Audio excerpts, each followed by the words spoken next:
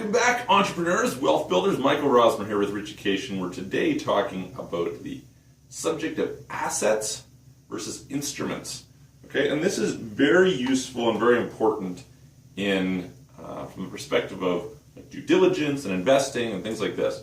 I'll tell you a little story, giving an example of how this was a huge problem. It happened to me about 10 years ago. I was involved with some people, and there was this real estate investment. Okay, and I thought, hey, good news, it's real estate. You're protected, right? Worst case scenario, you own the land. Not a big deal. There's a 100% loss for investors. How could that be? Well, the problem was you actually didn't own the real estate. You owned an instrument. Okay, and that is what we're going to talk about today. So, instruments versus assets. So what's an instrument? An instrument is some sort of a financial tool or vehicle, etc., which can be which is going to typically own things. Okay, so common examples of instruments would be things like limited partnerships, which could be a partnership in general, but what we'll often see from an investment standpoint is limited partnerships. We might see something like a corporation, a JV, it's a joint venture, potentially a contract. Okay. Now, these are examples. Depending on where you go in the world, there will be different names and different, things like this. But these give you some idea. The whole point is, if say you might going to do a real estate investment, okay? And somebody comes to you to raise some money, and they say, hey, we're going to do this real estate investment, and I want you to put in the money, and they are the one, you have a JV agreement. So you basically give them the money, they own the property, and there's a JV entitling you to whatever. Or you put the money in a corporation, and the corporation buys the property. Or the money buys shares in a limited partnership, and the limited partnership goes and buys the property. What's the problem here? You actually don't own the asset. Okay? You own a piece of this thing which owns the asset. And how come that's a problem? Well, the instrument, an instrument has no intrinsic value, okay? None at all. The instrument itself, like a share, has no value. The value of the share is derived from what the share has an ownership interest in, okay?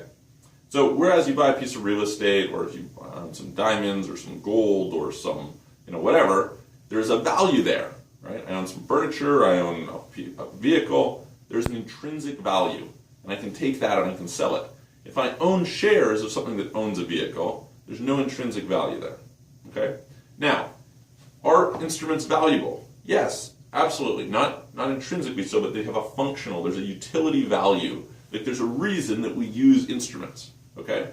Having a corporation, and we were talking a lot about this earlier, right? About how if you put things inside a business, the context of the business can increase the value, which can give us a great multiple, which can make us a lot of money, which is fantastic, okay?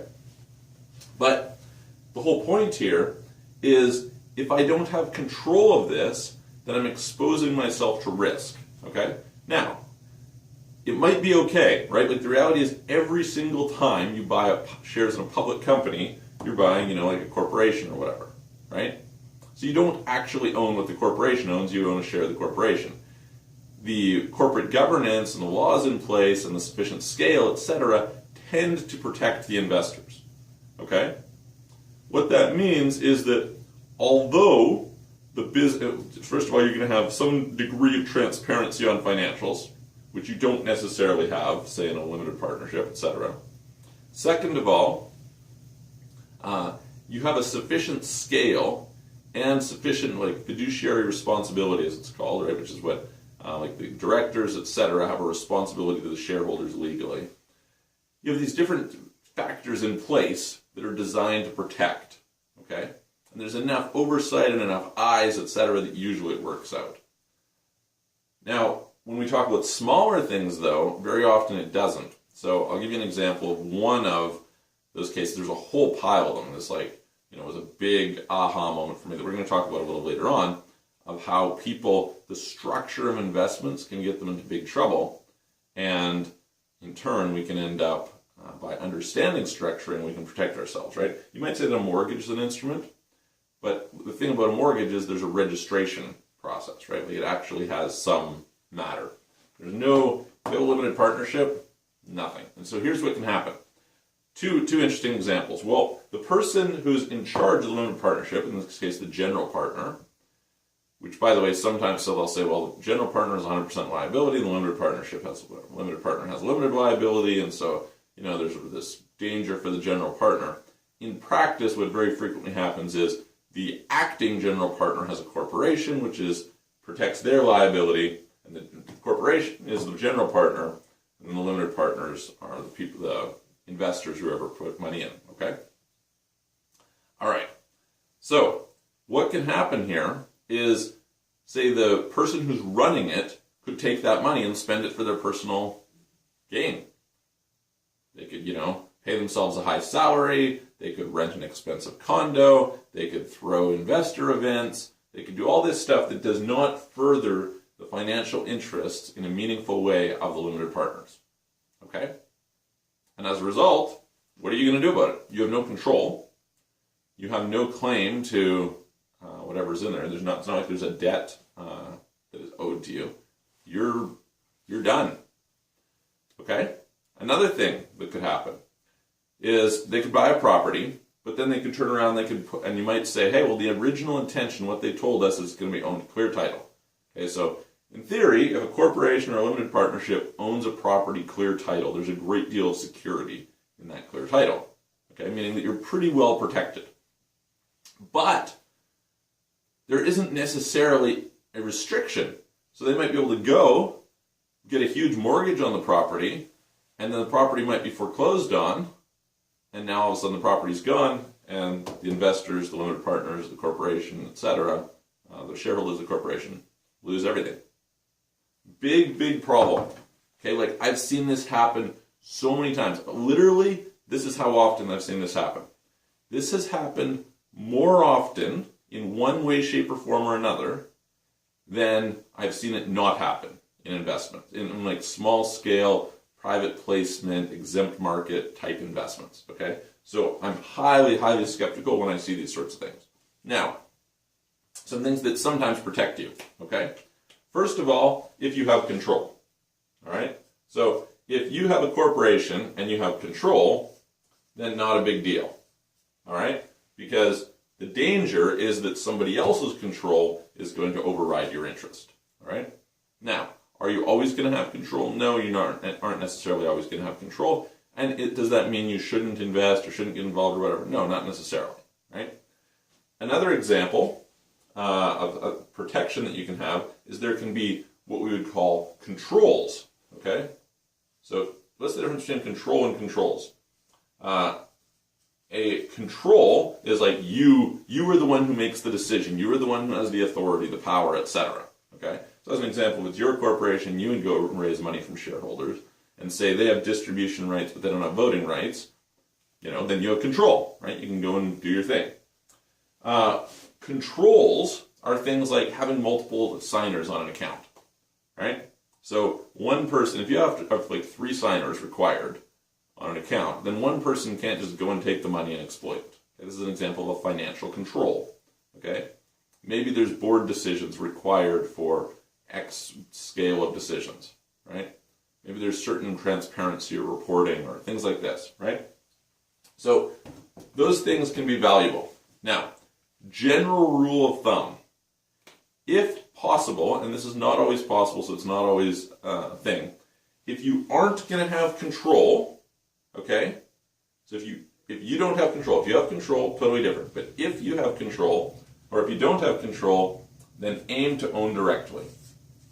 Own directly. So as an example, let's say that I was going to do a JV with somebody on property, okay? So the typical thing that happens is somebody comes to you and they say, hey, we're going to buy property, you put in the money, I'll put in the work, we'll split the profits 50-50, okay? Well, if I'm going to do that deal, I'm going to say, okay, I'll own the property, if I'm the one who's putting up the money, etc., I will own it, and we'll have our JVs so, you're going to get paid out 50% upon the sale. Okay? You'll manage it, etc. Great. That way, I'm protected. Okay? That way, if anything goes wrong, it's like, look, at least I own the property. Right? So, that's an example. Sometimes you can't or don't want to own directly. That's fair. Sometimes what you want is you want some sort of a fiduciary, like a third party person in there. So sometimes what you might do is you might say, okay, well, I'm going to put this into trust, okay, or into escrow or something like that, and it's kind of held there. So that's to protect both parties, right? As we say, as an example, I'm dealing with a client transaction like this right now, where one person has product and the other person has money, and of course, this is exactly what happens when you're buying a property, right? It's like, well, I don't want to give you the property until I've got the money, and they don't want to give the money until they've got the property, so what happens? We have a lawyer in between, right? Who we say, okay, transferring everything to the lawyer, and then the lawyer's transferring it out, right? So that's a normal thing that happens. So another example might be, I might say, okay, I'm going to lend you this money, and I'm taking this property as security. So rather than relying on you with just a contract which doesn't do much, right? I'm going to say, okay, we're going to put the title of the property into trust, and upon repayment of the loan, you'll get the title back, and if you don't repay the loan, I'll get the title, right? So that's another example of how these things can be structured. So I hope that helps. Just gives you like a little bit of an idea of how some of this works, instruments versus assets. It's a high-level concept, I know, but when you're looking at assets, you really want to be aware of separating these, okay? You really want to be aware that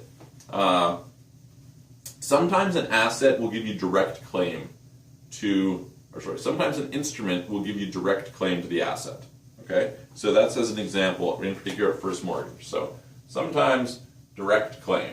If you have direct claim, then, it's pretty much as good as owning the asset. But very often it doesn't, right? So a first mortgage, what happens is that they can't sell it without paying out the mortgage, okay? They're not able to do that. It won't pass through conveyancing, etc. And so you're protected. Any mortgage, if you have a second mortgage or a third mortgage, etc., there's going to be an element of that in place. But at a second mortgage, your rights go down from a first mortgage, and so you could end up losing your money, right? Third mortgage, even worse. So the point is, if you have a direct claim, then great. That's an instrument that's fine. Just having a contract is not having a direct claim, okay? It's not going to be useful. So controls, direct claim, owning directly. Those are the, ideally that's what you're going to do. Again, can you 100% always do it? And, there's certain circumstances where that doesn't work, but I would generally advise where possible for you to do that, because otherwise you risk not having the exposure to the asset in the way that you'd like. Okay, so if that helps, if you want some support and assistance on this, maybe you're doing due diligence on some deal, you're in a position where you're saying, okay, I need to, I don't know, what the heck do you want to do? You're doing due diligence on a deal, or maybe you're going to be getting involved in an investment with somebody or whatever. You want some support and assistance, reach out to us, join the action classes. I'm going to see you guys on the next video.